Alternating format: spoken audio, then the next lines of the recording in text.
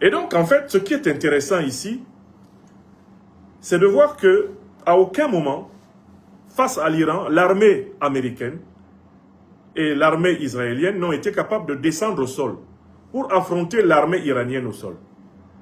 Les États-Unis et l'Iran les États-Unis et Israël se sont contentés pour affronter l'Iran d'une guerre aérienne en utilisant des missiles, en utilisant des bombardements de drones et en utilisant tout naturellement toutes sortes de panoplies de moyens aériens pour essayer de détruire les cibles iraniennes. La grande question qu'on doit tous se poser, c'est pourquoi l'armée américaine, si prompte à montrer ses muscles, comme on l'a vu par exemple en 1990-91 dans la guerre du Golfe. Pourquoi l'armée américaine, si prompte à déverser ses chars, quand en face, elle est sûre de n'avoir pas trouvé adversaire à sa taille, pourquoi l'armée américaine n'est-elle pas descendue au sol pour combattre les Iraniens, entrer et prendre Téhéran? Ce n'est pas faute de ne pas avoir essayé. Lorsque par exemple qu'elle a voulu, sous prétexte de récupérer certains de ses soldats arrêtés, descendre au sol pour affronter les Iraniens, l'armée américaine a subi une déculottée sans pareil. Voilà pourquoi la guerre irano-américaine est restée une guerre de missiles, une guerre de drones, elle est restée une guerre purement aérienne, une guerre à distance. Pourquoi? Parce que pour l'armée américaine, descendre au sol pour affronter l'armée iranienne, c'est prendre le risque d'avoir très rapidement des centaines, voire des milliers de soldats américains tués, exhibés devant les écrans de télévision et scandalisant l'opinion américaine, à l'approche d'ailleurs d'élections qui s'avèrent extrêmement délicates pour Donald Trump, les fameuses midterms. Donc, Donald Trump, qui est le grand patron, on a pourtant vu qu'il était capable de descendre, de faire descendre des commandos à Caracas, faire descendre des commandos à Caracas pour enlever le président, Nicolás Maduro. Mais on a compris aussi pourquoi il était capable de faire descendre des commandos à Caracas. Il est capable de faire descendre des commandos à Caracas parce qu'une partie de l'armée et de la hiérarchie politique du Venezuela a trahi le président Nicolás Maduro, a trahi le camarade Nicolás Maduro. Sans complicité interne suffisante, l'armée américaine, qui est la plus puissante armée du bloc occidental, n'est plus capable de descendre sur le terrain pour affronter à la régulière, pour ainsi dire, une armée du Sud global.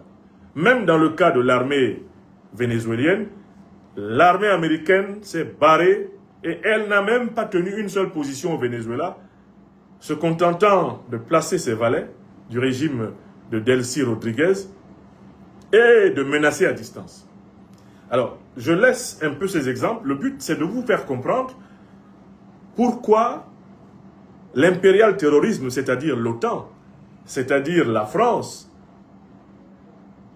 ne viennent pas personnellement affronter les Africains.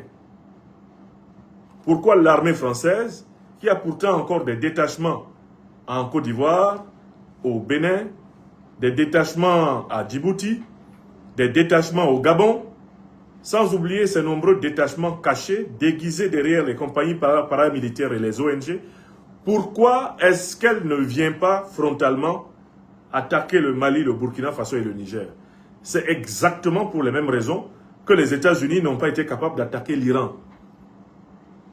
Les géostratèges néocolonialistes français savent très bien qu'en envoyant l'armée française au sol, eh bien, le risque est grand que des pertes humaines sévères tournent à la déconfiture pour le pouvoir de Paris.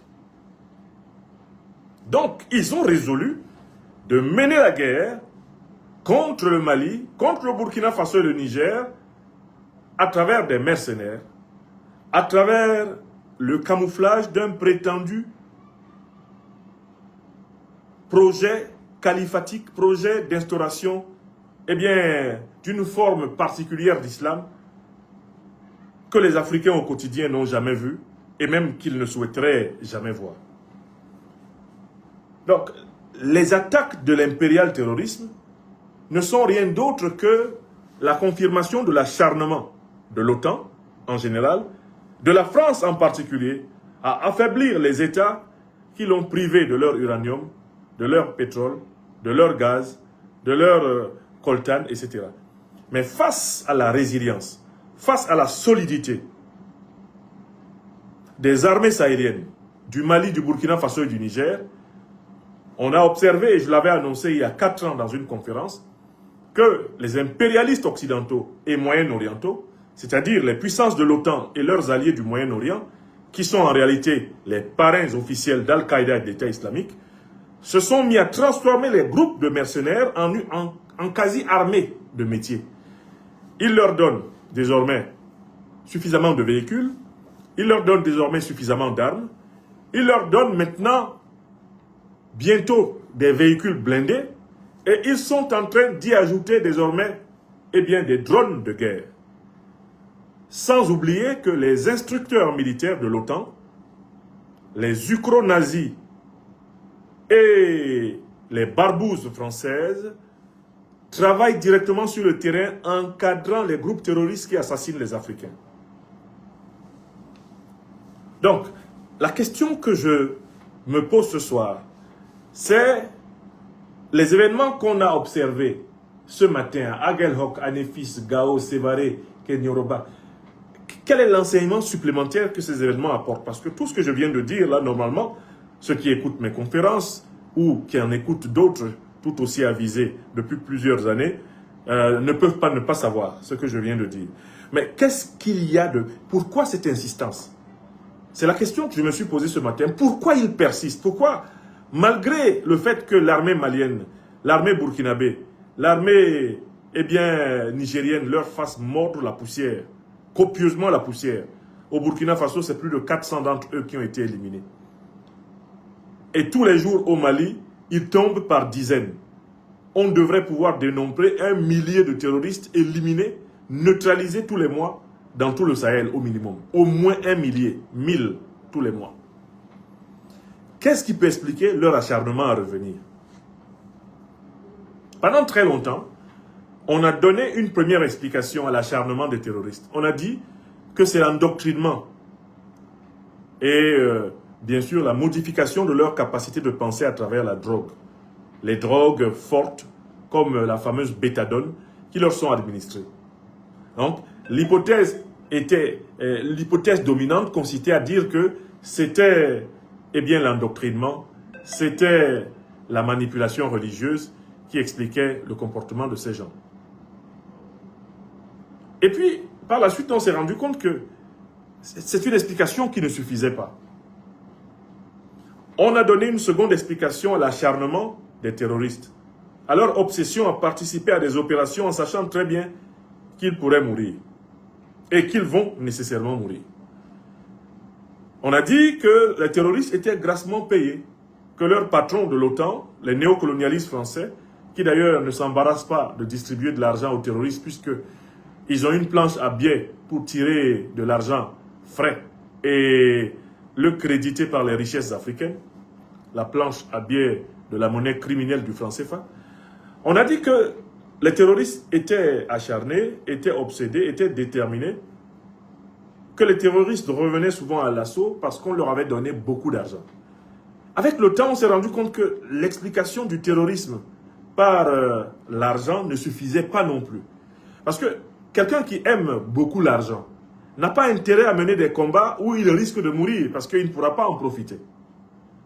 Donc, cette explication selon laquelle ils s'engagent dans le terrorisme parce que ils aiment beaucoup de l'argent ou alors ils s'engagent dans le terrorisme parce qu'ils sont vraiment convaincus de pouvoir avoir plus tard, dans le paradis divin, des jouissances qui leur auraient été impossibles sur la terre. Toutes ces explications-là ne tiennent pas debout. Je pense qu'il faut chercher une troisième explication. Et celle-là, elle est clairement politique. Il faut essayer de comprendre l'impérial terrorisme comme étant un projet qui se veut politique. Alors, pourquoi ces jeunes gens, pourquoi ces enfants, pourquoi ces adultes s'acharnent-ils à s'enrôler dans les troupes terroristes qui finissent par se faire casser la figure face aux forces armées du Sahel? Je pense que dans la formation idéologique, dans l'endoctrinement des groupes terroristes, il y a un cran qui a été franchi.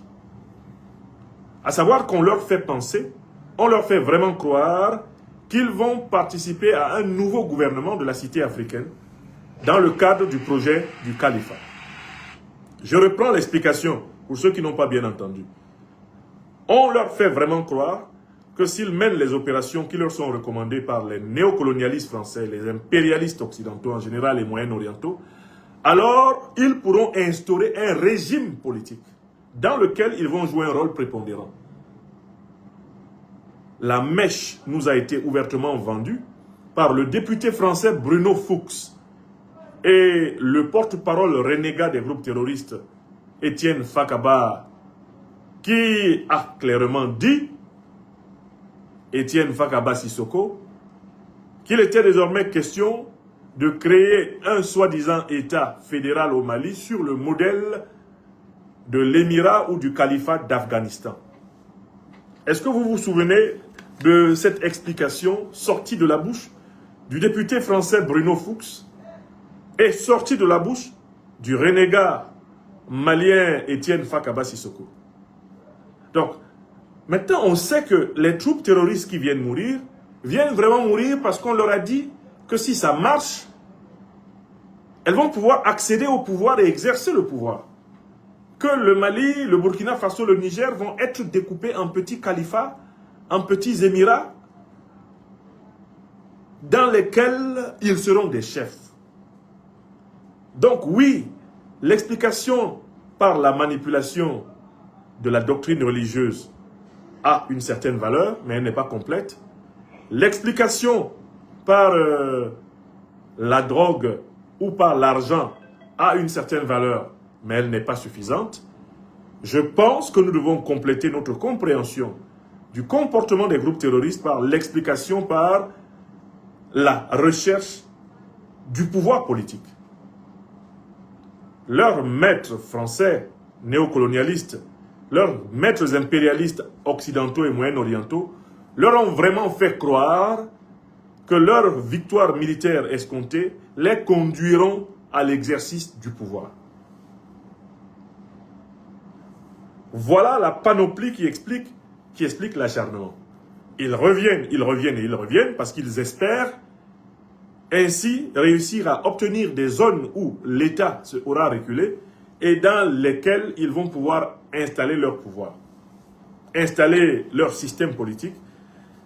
D'où on peut compléter par un quatrième argument. Tout naturellement, ils attaquent prioritairement des zones où la géodétection française, la géodétection occidentale a révélé que le Mali, le Burkina Faso et le Niger disposaient de réserves faramineuses de matières premières stratégiques. Regardez bien la carte de l'acharnement des terroristes. Elle correspond à la carte des gisements d'uranium, des gisements d'or, des gisements de pétrole, de gaz, de coltan, de lithium. C'est sur ces zones-là, prioritairement, que les néocolonialistes français, les impérialistes occidentaux, coordonnent les attaques terroristes. Il s'agit de chasser, croit-on, le peuple malien de sa terre, afin d'y installer des seigneuries terroristes qui vont, tout naturellement, comme les troupes de Kagame le font au Kivu, piller les richesses du Mali pour que le néocolonialisme français renfloue ses caisses au passage, en bonne entente avec son complice, algérien. C'est cela qui est envisagé au Burkina Faso, faire fuir le peuple burkinabé de ses terres les plus fertiles, faire fuir le peuple burkinabé de ses terres les plus riches, afin d'y installer des entreprises de pillage permettant de réalimenter le capitalisme industriel français à la peine. C'est le même projet au Niger, rendre impossible la vie des Nigériens, afin que ceux-ci fuient les terres sous lesquelles se trouvent les plus faramineuses des richesses et qu'ainsi par la suite, on soit en mesure de piller ces terres au bénéfice des maîtres néocolons. Voilà la panoplie des explications qui nous permettent de comprendre pourquoi ils persistent. Ils persistent parce qu'on leur a vraiment fait croire qu'ils peuvent gouverner. Ils persistent parce que les néocolonialistes français leur ont proposé un narratif dans lequel ils rêvent. d'exercer réellement le pouvoir. Ce n'est pas simplement la drogue de la doctrine.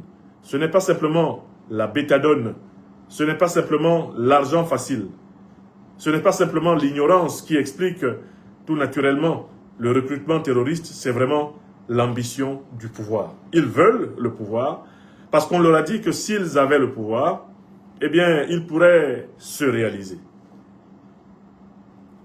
Sans plus tarder, abordons la seconde question que je soumettais ici à votre sagacité, c'est l'odieux chantage. Alors, nous sommes fortement perturbés côté YouTube. Je ne sais pas si côté YouTube, vous pourriez faire plusieurs partages parce qu'on est vraiment perturbés. Je dis quelques petites vérités et les gens deviennent fous.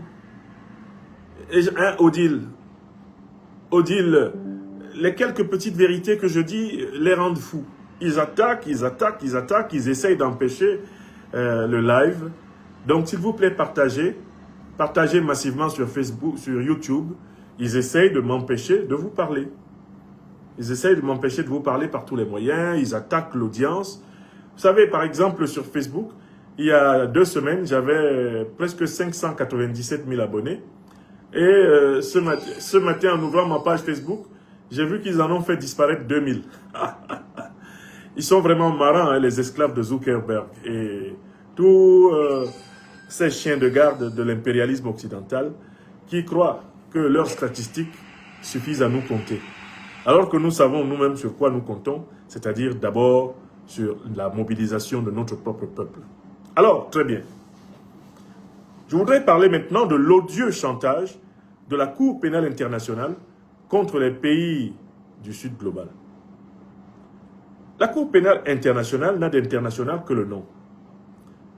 Basée à La Haye, aux Pays-Bas, cette Cour pénale ne juge pas les Américains du Nord, elle ne juge pas les Européens de l'Ouest, elle ne juge pas les alliés des Européens de l'Ouest, à savoir les monarchies terroristes du Moyen-Orient.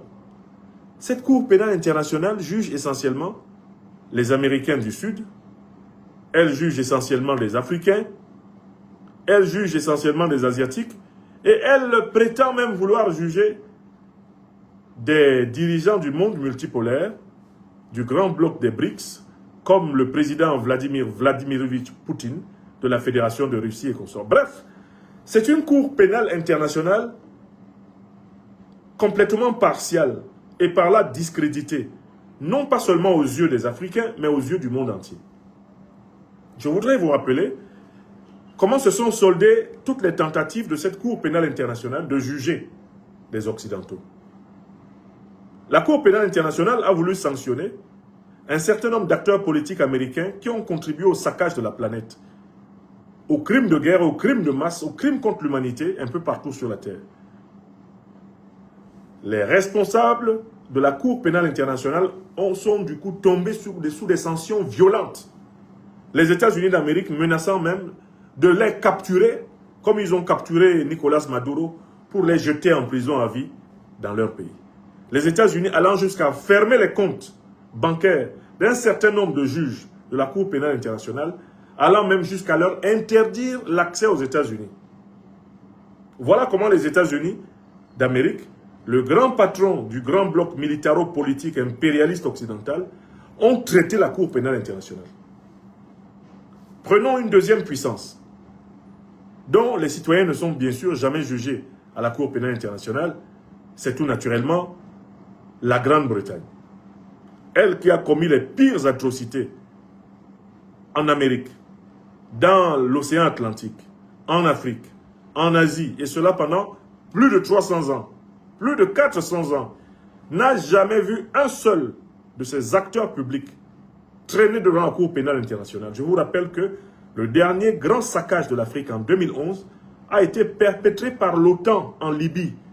Et la coalition en question était éminemment dirigée par les États-Unis d'Obama et de Clinton, par la France de Paul Stéphane, Sarkozy de Nagui Bokcha et la Grande-Bretagne d'un certain David Cameron. Ces gens-là ont tué plus de 200 000 Libyens. Ils ont provoqué la mort de plus d'1 million d'Africains au Sahel depuis 2011. Obama, Sarkozy, Clinton Cameroun sont les premiers coupables de la déflagration sahélienne. La Cour pénale internationale n'a jamais daigné adresser une seule convocation à ces assassins. Car en effet, Barack Hussein Obama, Nicolas Paul Stéphane Sarkozy de Nagui Bokcha, David Cameron sont des assassins, des criminels de guerre. Sont des criminels de guerre. Ils n'ont jamais été convoqués. Voici le sieur Donald Trump qui vient d'assassiner le chef de l'État iranien, l'ayatollah Ali Seyed Khamenei. La Cour pénale internationale n'ose même pas imaginer que Donald Trump doit être convoqué pour les crimes de guerre qu'il a perpétrés en Iran. Voici Bibi Netanyahu, le génocidaire sioniste de Jérusalem, qui vient de massacrer une centaine de milliers de Palestiniens sous les yeux du monde entier. La Cour pénale internationale est incapable de l'attraire devant sa barre. Dites-moi, qu'est-ce que les autres États africains qui ont leur nom dans cette affaire attendent pour enlever? Vous attendez quoi? Quels sont les pays qui continuent à être là, à l'intérieur de ce machin appelé CPI? Quels sont les pays qui continuent à être membres de la CPI? Pays africains membres de la CPI, je vais demander l'information et nous allons voir quels sont les pays bêtes qui continuent à avoir leur nom dans la liste. Pays africains membres de la CPI. Parce qu'on a un vrai problème avec les dirigeants africains, c'est qu'ils mènent des politiques qui n'acceptent et ne daignent jamais justifier devant leur peuple. Quels sont les pays africains membres de la CPI? J'ai demandé cette information, on va essayer de les citer pour voir. On va essayer de les citer pour voir.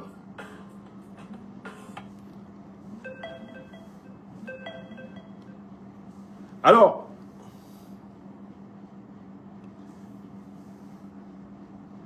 pays africains membres de la CPI. Alors, très bien, la liste des... L'Afrique compte actuellement 33 membres de la Cour pénale internationale. En Afrique australe, l'Afrique du Sud, le Botswana, le Lesotho, le Malawi, l'île Maurice, la Namibie et la Zambie.